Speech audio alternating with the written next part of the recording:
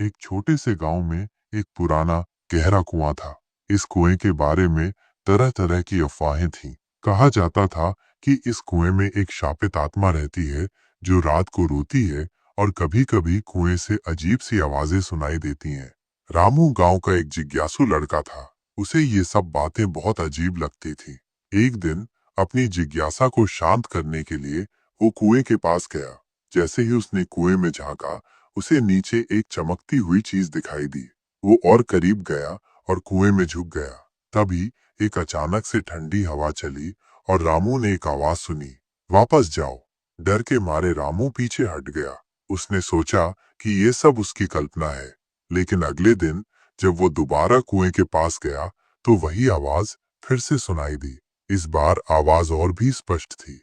रामू को लगा कि उसे इस रहस्य को सुलझाना ही होगा। रामू ने गांव के बुजुर्गों से इस कुएं के बारे में पूछा। बुजुर्गों ने उसे बताया कि बहुत समय पहले इस कुएं में एक राजकुमारी डूब गई थी। राजकुमारी की आत्मा अब भी इस कुएं में बंधी हुई है।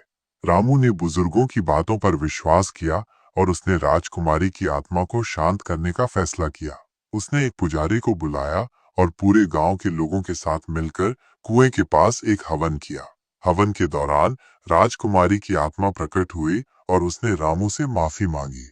उसने बताया कि वह इस कुएं में फंसी हुई थी और वह इस दुनिया से जाना चाहती थी।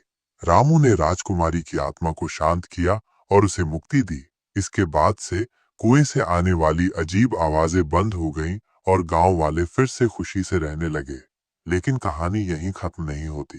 कुछ दिनों बाद रामू को पता चला कि कुएं के पास दबे हुए खजाने की बात सच थी।